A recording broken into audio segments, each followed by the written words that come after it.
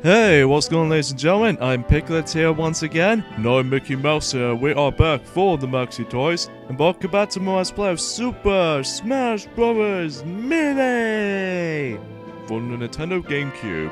So last time that we actually did completely done with Luigi's Classic Mode, and now we're about to be returned back to Classic Mode. Even though more likely we got about three classic characters with three more characters to go, which you know that last time we actually used Luigi last time, but now we're going to be using Ness for this video, which as far as Ness's first appearance was obviously in Earthbound for the Super Nintendo, where that game was only being released in North America.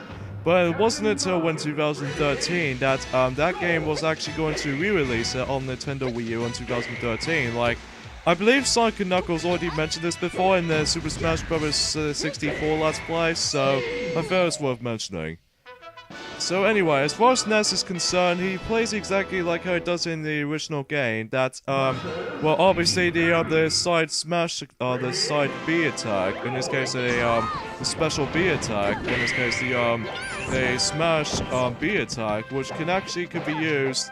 That you know, in the original game that it only has like PK fire in the original game, and you're gonna have to use it just on the standalone B attack.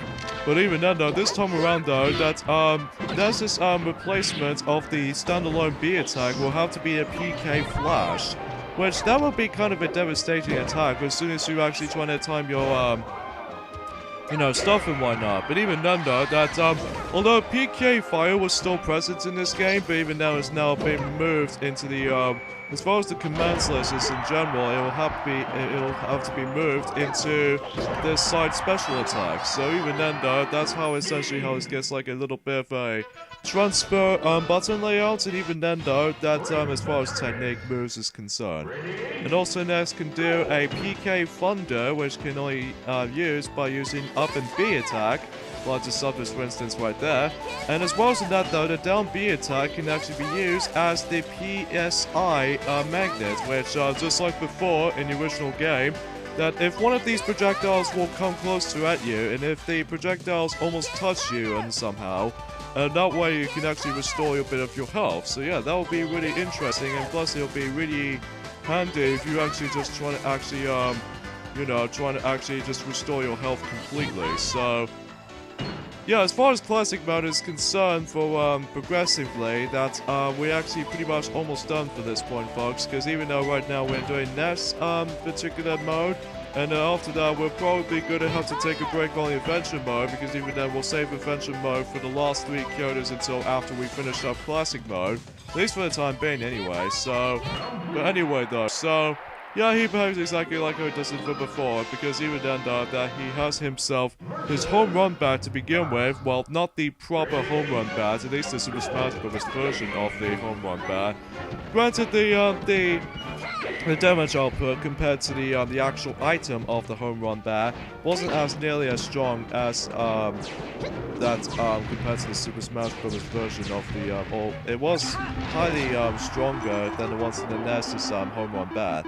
But anyway though, so yeah, nothing really too much to discuss for this point, folks, because obviously there's not much else we can say about this here, besides the fact that we're pretty much in the halfway point of this Let's Play in general. Well, kind of speaking of such, but even then though, that judging by the fact that how we actually got a couple of characters to go, at least the final three classic characters returning from the original 64 game, that we're actually going to be tackling for the original 12, and as well as that we actually got about three more newcomers in the Adventure Mode, specifically original characters, and also that as far as the third and final mode in the game, known as All-Star Mode, we'll explain more to that as soon as we actually get into the next video and such, so that way that could be a big of a plan for that point. So, in case if you probably don't know already, this is actually a second time for this recording session, even though the video quality itself is alright, no too many glitches whatsoever, but the only downside I can think of is the fact that I accidentally don't save on that particular point of the recording session, so that was totally my fault. And yeah, that's why we're actually going to be doing this our second recording session, at least on the commentary anyways. Although, except the video quality, because the video quality still looks really amazing for the most part. No too many stutters or anything. So it's just the fact that we accidentally didn't save the book progression on the recording session until now, so unfortunately that's maybe the case. And we actually got ourselves a Toad trophy as well as the Super Scope gun, which again makes it first appearance since the one of the Super Nintendo games known as Yoshi's Safari, which is usually a first-person shooter. Well, I would say a little bit of a perspective of that gunplay type of game. But even then, it's just more likely a kiddie arcade style of gameplay or something. So anyway. And yeah, there's one thing we haven't mentioned this for you for this little stage here, Princess Peach's Castle, is that occasionally at some point, that if you come towards near these little colored switch, although it appears randomly that often, but apparently if you actually activated those, that way it can actually create some hidden colored platforms, and especially noticeable in exclamation blocks. So, which sometimes actually gives you some items in now and then, and stuff like usually like this happens. So, yeah. So to be told though, there was not much else we can actually probably say about this here at this point, so yeah, as far as we can actually just notice by now. So anyway, so here we go with the second incarnation of Team Donkey Kong for that matter, but even though this might actually be kind of tough for Ness in normal mode, because sometimes the defense counterpart for Team DK was actually a lot more heavier compared to lightweight characters, specifically Ness for example. I've heard from the fact that I've seen a lot of like leak photos of Super Smash Bros. Melee back in the old days that I thought to myself that Sonic was supposed to be in the game, but it turns out it was a fake.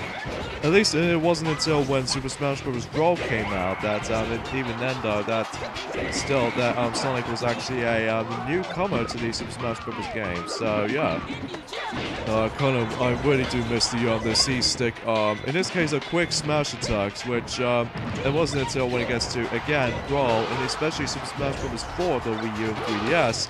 At least if you actually be playing the 3DS version, if you actually be playing the new 3DS model, and that way you can actually just deal with the C-stick knob, which, yeah, that's how we can actually just qualify for it. So, yeah. Alright, so let's see if we can actually just knock those two off for the level. Even then though, that we've pretty much almost wasted our time on this match, even though unlike how it does it for Fox's playthrough of Classic Mode, and especially the Samus's Young Lingam fight. At least we're hoping if we actually don't manage to like miss out on that crazy hand fight, at least as far as I'm concerned about this at this point. But anyway though, so that's it for that, and now let's move on to Race to the Finish, like, let's say a 10th time right now. So, yeah, unlike the first game that you can actually unlock Ness, well, just simply put, just complete Classic Mode in normal difficulty with 3 stars, which actually felt as kind of challenging for me. But then, luckily though, in Super Smash Bros. Melee, and especially Super Smash Bros. For Nintendo Wii U, that Ness was actually unlocked right at the start, so as soon as you start up the game. So the same goes for the likes of Captain Falcon as well, from both Super Smash Bros. Melee and Super Smash Bros. For the Nintendo 3DS and the Wii U version. Although despite the fact that the 3DS version, that Ness was actually an unlockable character in the 3DS version of Smash 4 either way. But I don't know if it's going to be present in the port of the Super Smash Bros. For Nintendo Switch. But even then, though, they need some more developing time, at least as far as at this point in time. At least we may actually be pretty excited about that, actually. Yeah, as a matter of fact, though, that we might actually just really can't wait for that port to come out. Although we don't know exactly at 100% guaranteed to actually get that version, because all it does is basically functions the same thing as the Wii U version. Minus with, I'm pretty sure it might actually add in some DLC content already. But I'm pretty sure it might actually add in some new features on there as well, or even different features for that matter. I'm not exactly 100% certain. And from what I understand that how, I know for the fact that in Mario Kart 8 we'll actually get themselves a port of the game, while just adding some new features like the double item system to send Mario Kart Double Dash. And also the, I'm presuming from my predictions, it was the new playable characters. Well, might as well have to find out until next year, Mickey. Yeah, I get the point here. Alright, so since we actually fight against with Metal Yoshi from before, now let's go ahead and fight against, what did I say that, wrong name? Anyway, so now we're gonna fight ourselves, the, as usual, Master Hand for a 10th time. And I'm pretty sure Crazy Hand for an 8th time, although granted though, Fox and, Samus weren't able to beat counts for, when it comes to rematching Master Hand and Crazy Hand simultaneously, so... yeah, that's probably the worst things we're going for, but anyway, so let's go ahead and just smack him by that, and sure enough, Crazy Hand appears. And sure enough though, that since we actually got 4 stocks in our hands, so we should be able to get ourselves an easier experience with these.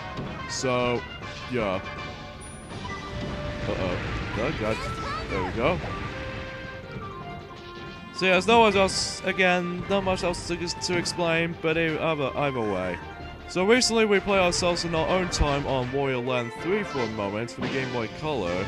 That so far we're actually pretty much almost nearly the end of the point of Warrior Land 3 as far as I'm concerned. Even though we actually got quite a few treasure slabs from that particular point. Well, this is actually really easy to take down Master Hand for this particular formation, or in this case some of these attacks like this, like for instance that obviously Master Hand is actually using his lasers, while the Crazy Hand is going to be sending those bombs instead of missiles. So, yeah, that's what I'm mentioning for it anyway. Here comes this, again, the drill attack though. But even then though, we can pretty much take him down easily for this point, as far as this point in time. He pep slapped me. Oh well. But at least we only got 3 stocks remaining, so even then though, 3 stocks is not much of an issue. So, let's just go say that much. Okay, so again, that, you know, not much else to discuss, besides that we actually got about 2 days to go until when, December is about to be coming. In fact, we actually got about, let's say, what do I recall? We got about, let's just say, 26 days to go until Christmas this year, which, from my understanding, that hopefully we're gonna do at some point in 2016, we might actually start to be doing Christmas 2016 video, excluding for that little thing, which we're not gonna spoil for you guys yet. We even know though, we have to wait and see until when that was being uploaded until in the exact Christmas day and stuff like that. But even then, we'll have to find out and wait and see what happens. So, yeah, that's what I was all concerned about that. So, anyway, so let's just finish him off with this PK Flash. There we go. We managed to actually beat the likes of Crazy Hand and Master Hand all at the same time. So yeah, that's all there is to say about Ness in Super Smash Bros. Melee. He behaves exactly like how it does in the original games, so yeah, that's all I can mention. So, anyway, so we got about 762,000 exact points, which is quite a lot of points, kind of think about it.